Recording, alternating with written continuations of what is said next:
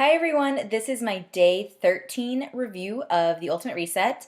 Today was pretty good. It went like it has been every day, so it went really well. I got all the times figured out in my head by now of when to take supplements, snack, all the hours I need to wait in between everything. It's kind of already in my head, but I still use timers on my phone. It's really helpful. I know when the supplements I need to take them by, but I still keep the supplement chart on my fridge. So I highly recommend when you're on this cleanse, put it somewhere where your food is going to be, whether that's your pantry, on your fridge, put it somewhere visible so you know exactly when to take things. So breakfast, I had my beautiful fruit plate with blackberries, blueberries, raspberries, strawberries, and honeydew melon. Right now, all of that fruit is in season, really awesome at Whole Foods. But if you're on this cleanse, not in springtime, make sure you're getting fresh fruit that's in season because it's going to taste better, and that's also what the cleanse says to do. So it's a really refreshing and great way to start the day.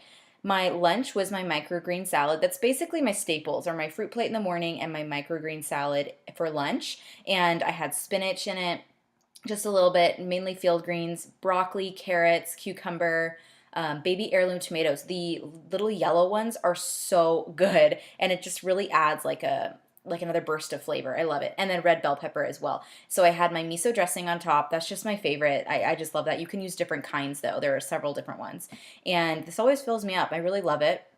So in between lunch and dinner, I did PiYo Define Lower, which you probably know by now is one of my favorite low impact workouts on my workout schedule that I have. It's also on my blog if you want to check it out. So I felt amazing afterward, and that's when I chose to have my snack. So I had my blended chocolate vegan Shakeology and then a small green apple for my snack. And I made sure to drink the Shakeology before because you're supposed to drink water before you actually consume food when the Shakeology just had water in it. So that was that. And then dinner tonight was a little bit different. So I say on my blog, it took like a little while to prep, but it mainly, I wanted to divide it into steps. So if you would like to know the steps for this dinner, you can go on my blog, lauramcqfitness.com, and see pictures with all the recipe, including measurements all laid out for you.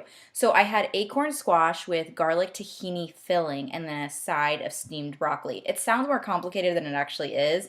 So it was supposed to be kabocha or kaboka squash or whatever, and they didn't have that at Whole Foods. And I actually had to wait a week to get the acorn squash, so I asked last week, thankfully, and they had it this week. So first, you cut it into quarters because one serving is a quarter. So you also have the second quarter tomorrow, like today, so for like a soup. So I gave the other like half to my boyfriend to eat. And after you slice it, you make the sauce. You just preheat the oven to, I think it's 400 degrees. Yeah, it's 400 degrees, and you cook it for 30 minutes. But you put the sauce on it before you put it in the oven. So the sauce is just tahini sauce. You can get at Whole Foods. It's sesame tahini and miso paste, Whole Foods, garlic, and extra virgin olive oil. So you just mix that up. I put it in my NutriBullet, and then I laid it on top of each section of the squash individually.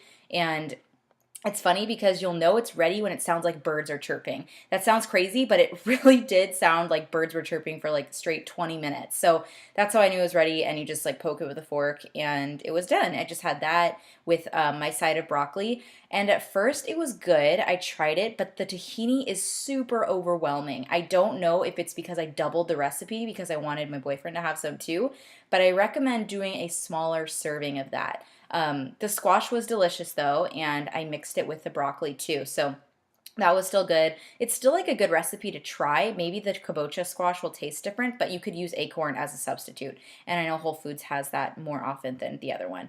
So if you guys have any questions about this, the recipes, the ingredients, if you want support during this, if you want to know how to purchase it, if you want accountability during this entire thing, reach out to me because I'm kind of doing this alone actually. So it would be really awesome to have like a group of people doing it together so you can constantly be asking questions and supporting each other along the way because this program is all about your mindset. It's really all about your mindset because this is nutrition focused. So please don't hesitate to reach out. My email is lauramcq14@gmail.com and my blog is lauramcqfitness.com. So I cannot wait to hear from you, and tomorrow marks my 2-week point. So I will be talking about my progress and all sorts of stuff. So thank you for listening, and I'll talk to you later. Bye.